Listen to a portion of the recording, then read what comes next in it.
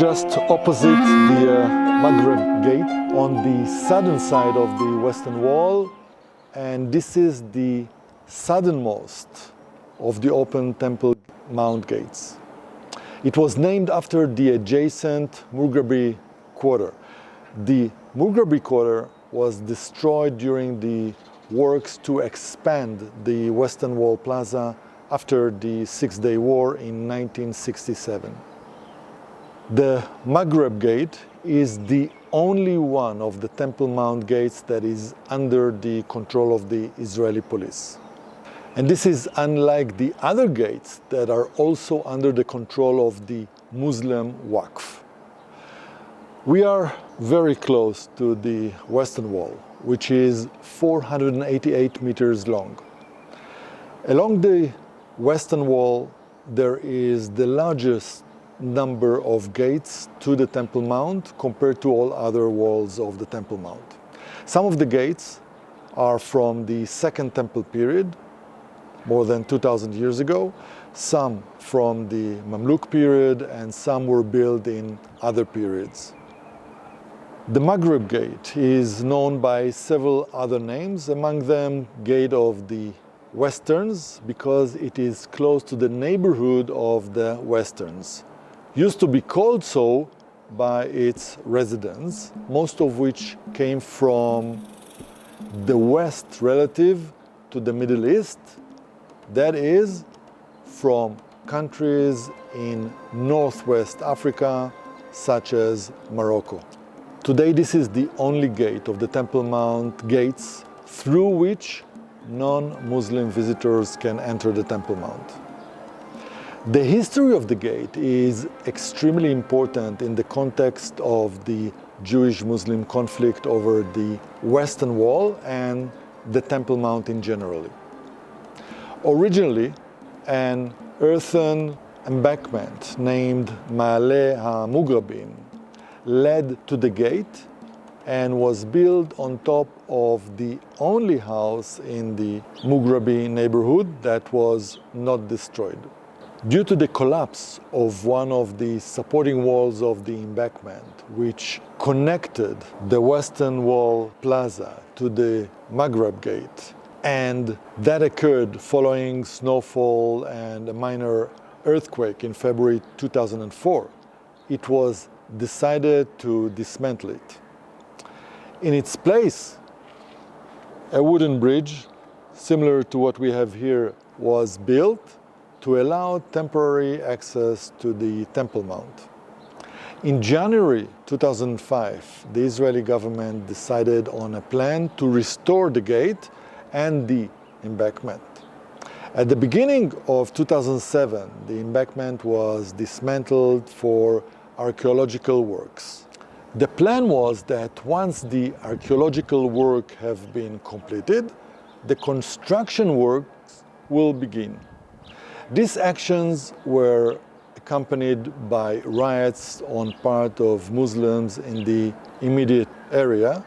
The riots surrounding the restoration work on the earthen embankment once again raised the question of the rights of the Jews at the Western Wall and the legitimacy of the archaeological excavations around the Temple Mount.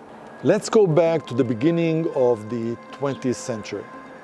After the Balfour Declaration in 1917, with the Zionist institutions highlighting the Western Wall as a national symbol, in addition to its religious significance for the Jewish people, the Mufti of Jerusalem claimed that the Jews intended to take over the Western Wall and therefore declared the Western Wall without any religious or historical reference as a sacred Muslim site.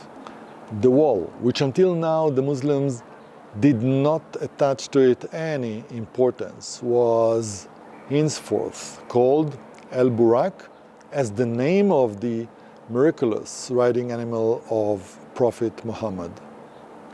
In the 1920s, the Mufti of Jerusalem ordered the opening of the Mughrabi Gate in the south of the Western Wall Plaza, and in doing so, he turned the small prayer area from a dead end due to the buildings of the Maghreb or Mughrabi neighborhood that were adjacent to the wall into a passage for those exiting or entering the gate.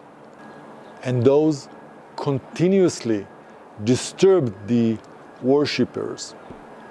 In August 1929, a mob of Muslims burst through the gate, ransacking the Jewish worshippers and destroyed sacred objects. A few days later, the riots events of 1929 broke out. As a result of these events, a commission of inquiry was established by the British. The commission's report included an explicit comment about the use of the El Burak legend by the Mufti to incite against the Jews. Let's go further back in time, several hundreds years back.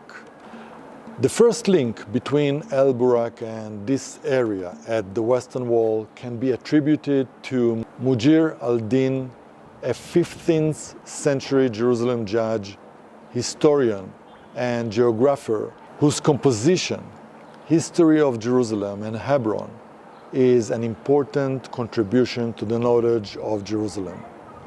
Among the buildings he describes on the Temple Mount is also the mosque known as the Mosques of the Westerns. According to his description, it is clear that at least in the 15th century, the El Burak Mosque was located within the Temple Mount Square and was certainly not included in the Mughrabi Quarter, which was also mentioned by Mujir al-Din. Mujir al-Din noted that the neighborhood was founded in 1193 by Salah ad-Din's son as an endowment for immigrants from the Maghreb. There is very little information about the history of the Mughrabi neighborhood. It is commonly thought that the residents of the Mughrabi neighborhood were members of the lower class. There is almost no information about public buildings or religious buildings that were in their neighborhood. After the Six-Day War in 1967, the area of the Western Wall Plaza was expanded to the west and south. As a result of this expansion, the northern pillar and the massive stone lintel of an ancient gate were exposed. This gate is known as Berkeley's Gate, discovered in 1852 by the missionary James Thomas Berkeley. Berkeley discovered the gate from its inner side, from within the Temple Mount. The discovery of the gate led several researchers to identify it with one of the gates of the Temple Mount from the time of the Second Temple. The gate was blocked with stones at the end of the 10th century, and the gate room on its inner side was dedicated to El Burak by the Muslims. Today the room is closed and entering it is only with the approval of the Waqf people. The outer facade of Berkeley Gates was covered as the surface outside the Temple Mount rose many meters above the gate lintel. See in the picture the difference in the height of the street before they cleaned the area and today. In the context of the street level, it is worth noting that following the destruction of the Second Temple, back in the days of the Romans, the walls were partially destroyed and a large number of the wall stones were thrown onto the paved street. In the centuries after the destruction, in some places along the walls, the inhabitants of the city built their houses over the ruins so that the street level rose in this part of the city. At some point in time, probably in the 12th century, a gate was installed in the western wall above the level of Barclay Gate.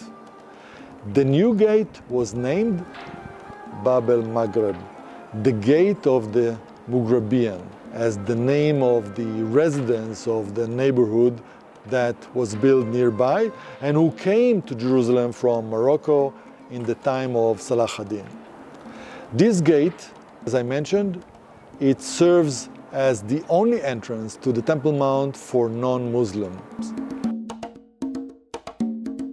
And to conclude, as usual, I have a question for you.